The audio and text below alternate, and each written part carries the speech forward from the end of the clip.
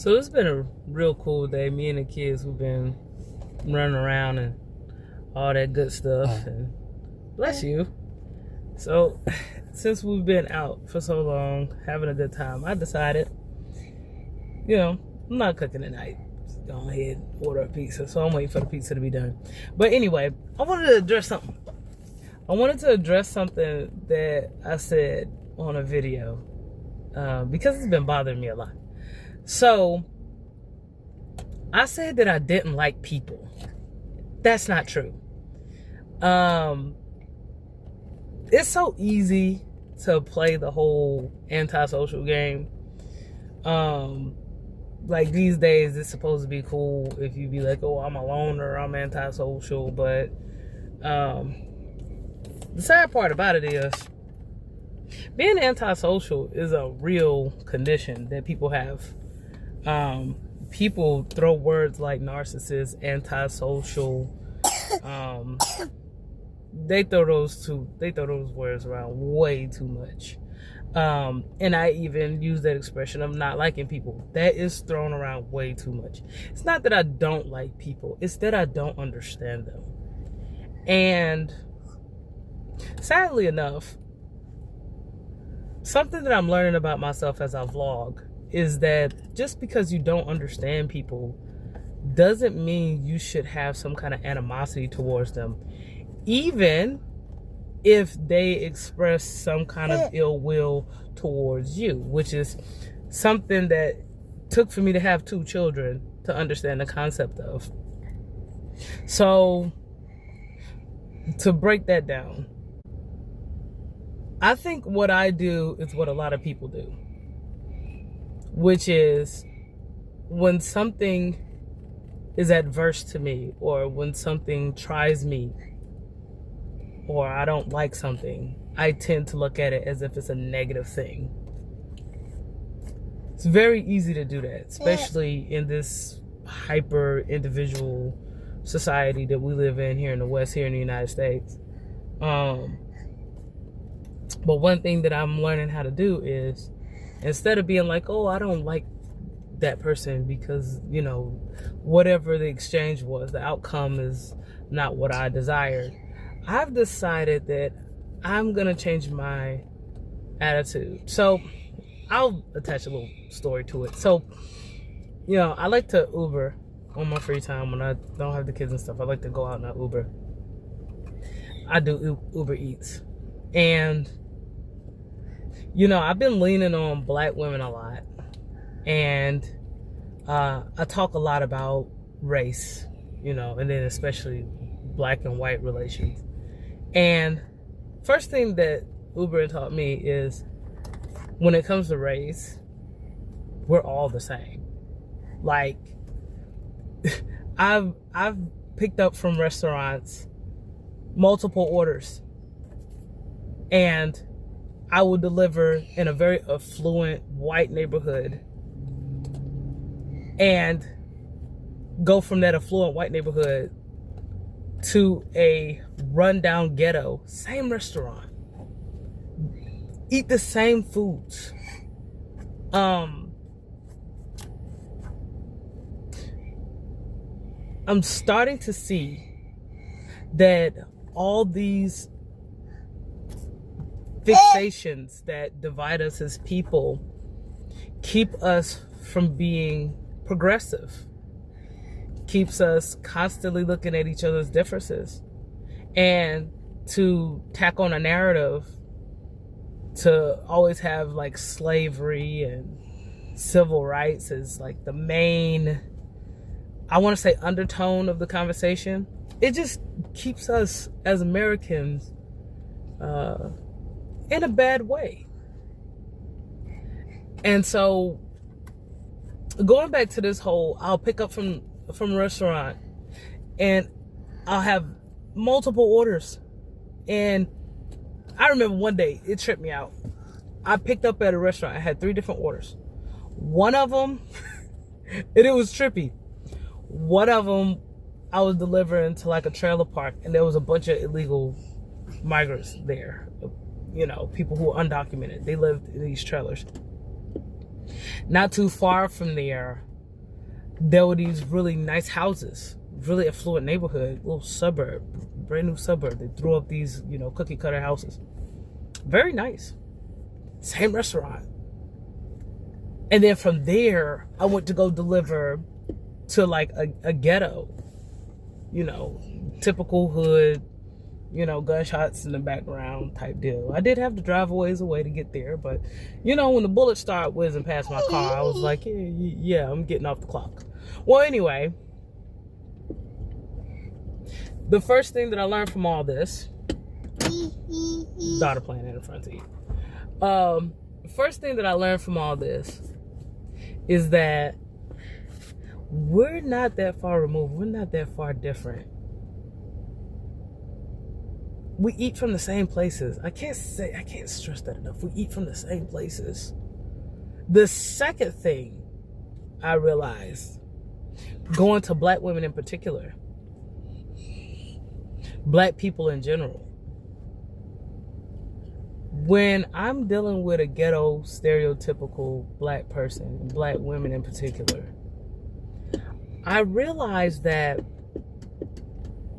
they're not just like belligerent and angry and messy. These women are tired. They are so tired. They are overworked. I won't talk about their pay because they drive really nice cars and they live in really nice houses. I'm not going to talk about their income. But these, typically as black women, they are just so used to things going wrong. They're used to things going wrong. They're always in a panic of something being missing from their order, or their order being late, or if you're there early like me, or if you're there on time, they worry that it took them so long to get to the door that you would leave. They're very stressed out. Black women are very, very stressed out.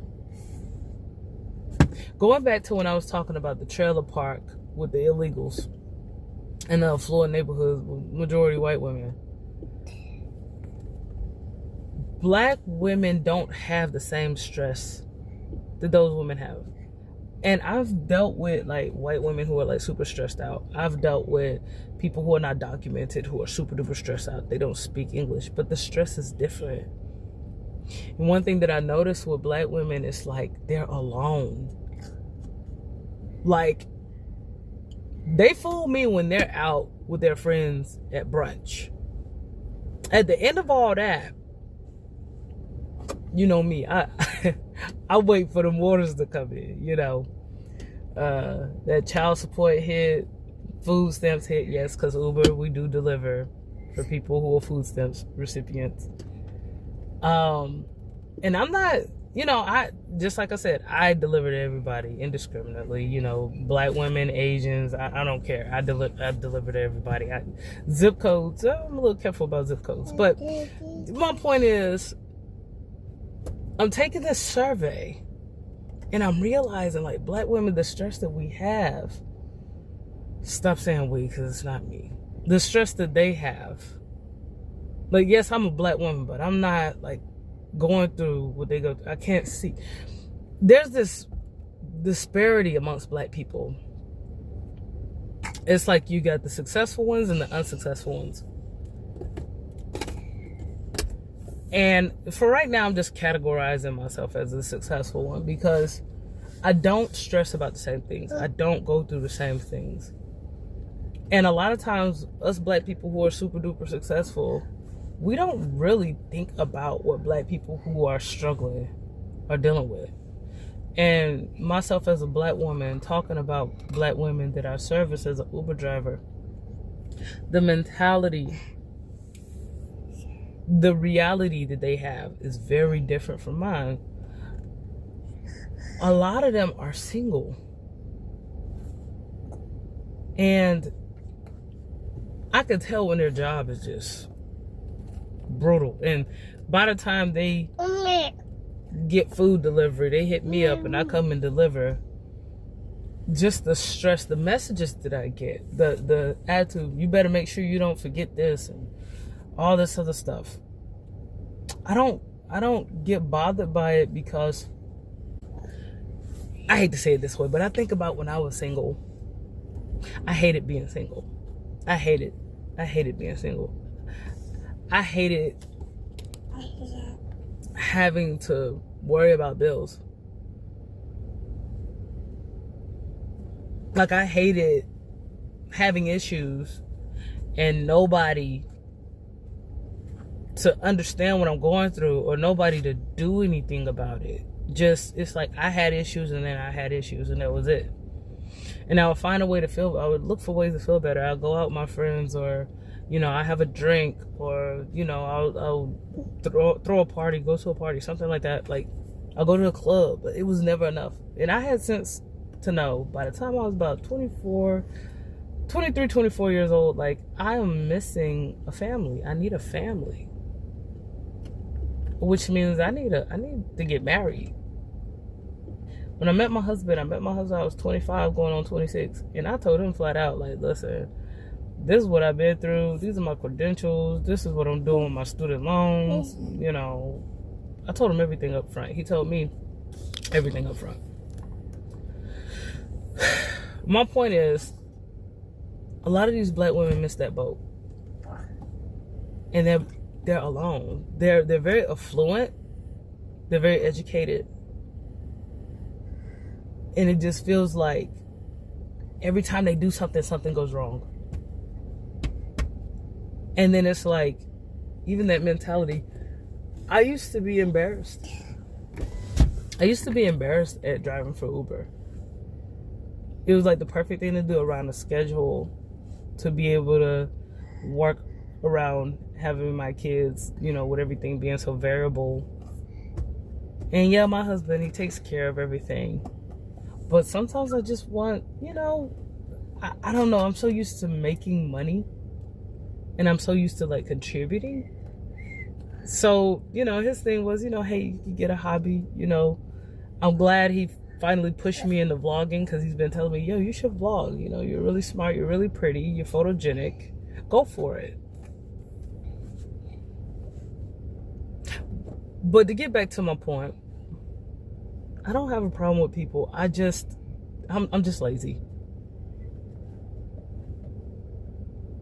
Like, being able to look outside of myself without judging other people, that's a lot of work. And it requires a lot of humility that I at first did not want to exercise. And I've been doing a lot of self-reflection. The reason why I lean so much on black women is because I am indeed a black woman. And I thought eventually, see, when I was a little girl, I didn't really hang out with girls. And then, you know, not really hanging out with black girls, I thought they would grow into someone I could understand. But I still don't understand them. So now, I'm learning, okay, you know, I have to accept the fact that I'm different, but I am still me. And I still see myself in these black women. And I haven't finished my thought on how I feel or what I think about that. But at least I can say one thing. I don't dislike people. I just dislike doing the work of figuring out how I could be a better person.